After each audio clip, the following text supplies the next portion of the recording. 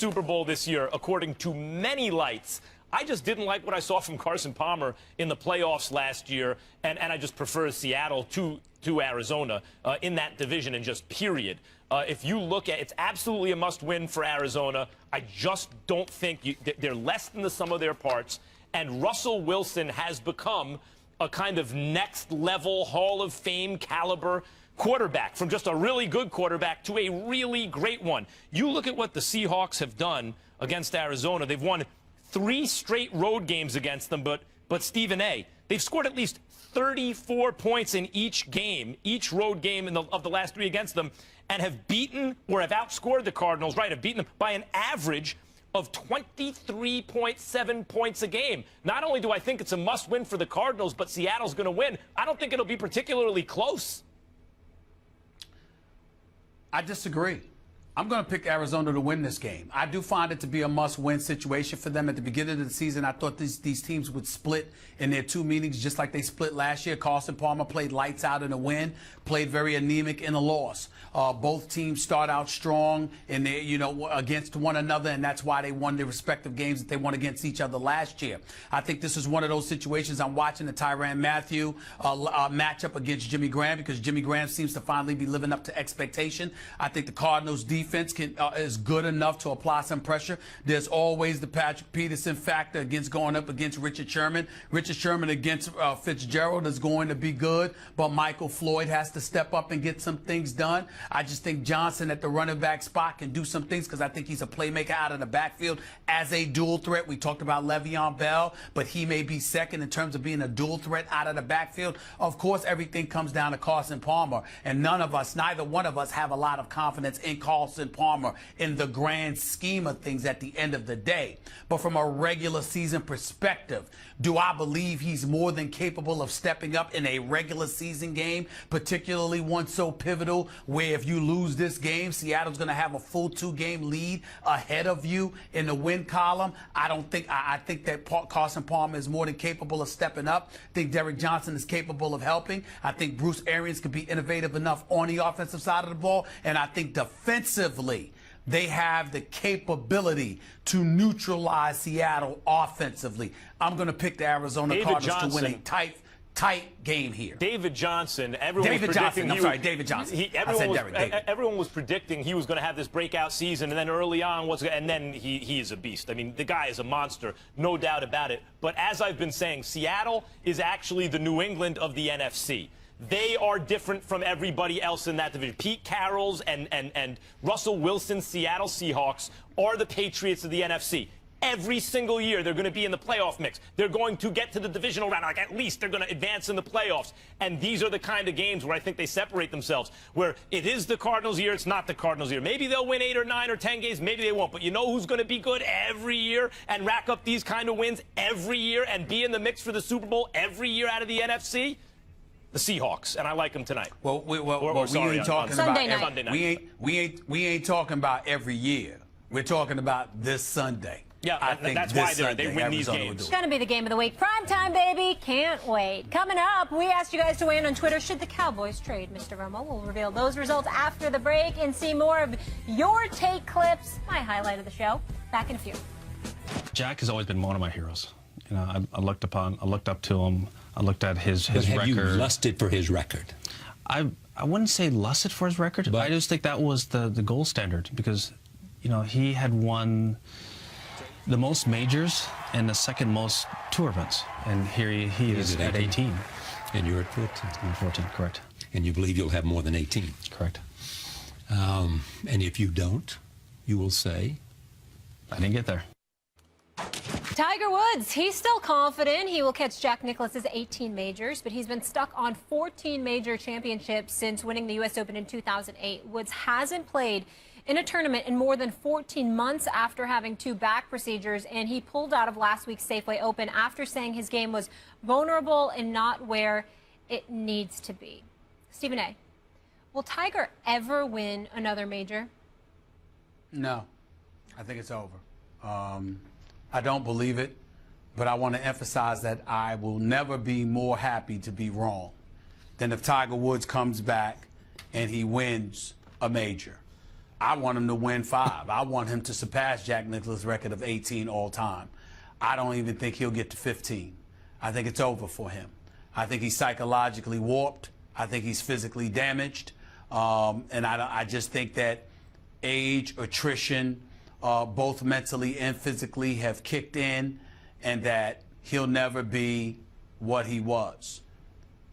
You could still win a major by never being what you were if others plummeted.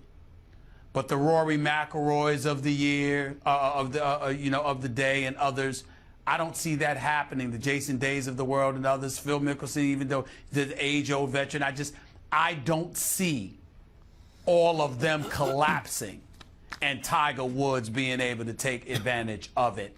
I just think that he's psychologically warped. I don't think it's just as much about the physical as everybody wants to make it out to be. Certainly training to be a Navy SEALs and, being in peak physical condition and working himself to death physically may have factored into the equation. That's why he's got the back surgeries, had the knee issues, and beyond. We get all of that. Do I think he can physically overcome stuff? Yes. I think emotionally, mentally, the psychological damage he did to himself by allowing himself to be exposed as the phony he came across as being is something he'll never recover from.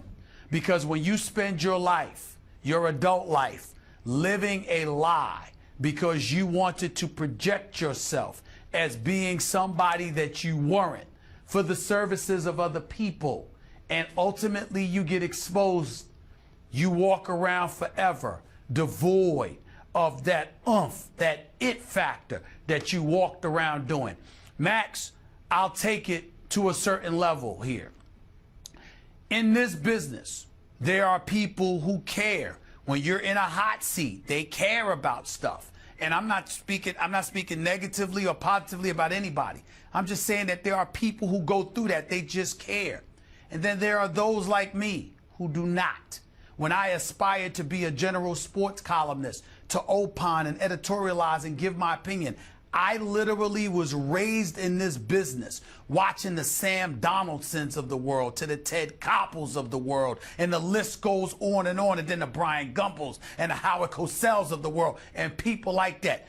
You trained for this. Tiger Woods walked around with that naturally. He did not give 2 cents about what he was thought of when it came to competing. He only cared about his image off the playing field. And then when that was exposed and it was compromised, everything fell apart. I don't think he recovers from that. First, I just don't. He's not going to tie or break Nicklaus's record of 18. And by the way, at some point it has to be said that back when he was in his prime, or people thought maybe not even in his prime yet, there was the assumption, I think, by the majority that he was going to be the greatest who ever lived. But more conservative observers of golf, who know a lot more about golf than me, were saying, pump the brakes a little bit. And people like, oh, come on, Tiger's going to be the best ever. And it turns out that they were right, that he will not catch Nicklaus. Nicklaus is, in fact, the greatest golfer of all time, and Tiger will go down in history as the second greatest golfer so far of all time. I think that needs to be said. But will he win? And by the way, here's an irony of the situation Tiger Woods finds himself in. He's going to be a victim of the Tiger Woods effect, because today, although golf is the least athletic sport, if you consider it a sport and not a game, it is sporting, certainly. Of all the kind of sports that people pay attention to, golf requires the least athleticism. But because of Tiger Woods and the way he popularized the game and how famously he was in such great shape for a golfer, a lot of athletes put golf clubs in their kids' hands at a young age instead of footballs or baseballs or basketballs. No. Here's a golf club. And so now those kids have come of age, and you have McIlroy and Spieth and better athletes now at younger ages playing golf. And now Tiger has to compete against them. And I think he largely created that climate. I have a question for you. Yep. I need you to answer this for me. Jordan, Spieth and McIlroy and those boys, I get that point. But here's what I want you to answer for me. I believe Tiger Woods is image conscious. I think that when you want mass appeal, particularly in this country and globally, You know, a vast majority of American citizens are white. There are folks everywhere, obviously, who are white. To make big money, the kind of money that Tiger Woods has made throughout his career, there's a level of acceptance, of the ability to ingratiate yourself with that audience that you have to capture. I think Tiger had it. I think as a result, it made him even more image conscious. And when everything fell apart, I believe he walks around not even comfortable in his own skin, and I believe it has compromised his game. I agree with that. See that? You say what? I agree with that, and I think he needs to get back to being whoever he is. If that's modest, if that's a braggart, if that's a freak, if that's a straight down the line guy, he has to be that guy, and then he'll get back to the best version of himself. I just want to quickly say, I do think he will win another major before he's done. At least one more. Because Nicklaus was in his mid-40s when he came from behind, shot a 30 on the back nine to come from behind to win the Masters. The point is, in golf, one good day, and you can beat the field. And I think Tiger has at least some good days left in him. One. Mentally. They didn't have those problems. He has. We shall see. We got to leave it there, gentlemen. More First Take after the break. Stay with us, won't you? You know what it is. It's the First Take, Your Take viewer contest, and you could win a chance to debate Stephen A. and Max right here on national television in my home state of lovely Connecticut. All you have to do is go to firstTakeYourTake.com, then upload a 1-minute video with your best original sports debate. Keep it clean, no music, team logos, trademarks, copyrighted material. 2 winners will be selected by our show staff. Come to ESPN headquarters in school, Max and Stephen A., and I can't wait for all of it. Here's a few of our latest submissions. What happened against Miami? 1-4 team beats the Pittsburgh Steelers, a team that has the best wide receiver, lost to a 1-4 team? Stephen A., I'm sorry, but on the aspirations of the Steelers winning the Super Bowl, they're done. They are an accident waiting to happen. When the Steelers, they start getting everything moving, they start rolling good, what happens? Big Ben gets injured. The Steelers will be fine. There's no need to panic. You have Landry Jones. This is what you drafted him for. He's not the franchise quarterback. He's serviceable. As long as the coaches simplify the game plan, Landry Jones will be fine by the time Big Ben comes back. Oh. All right, hold on. He shut it down. He hit you in the face. Hold on. That last brother right there, what the hell he think he doing trying to look like Odell Beckham Jr.? All right, the hairdo, that ain't working. That ain't working. That ain't working. No one was paying attention to that. They all heard the Steelers are an accident waiting to happen. I'm not worried about that. Number 2, where are the ladies? I saw no ladies in any of those videos from the day. Where are the ladies? Ladies, we want to hear from you. Way to gloss over the Steelers thing. Real quick. He's been sending in some good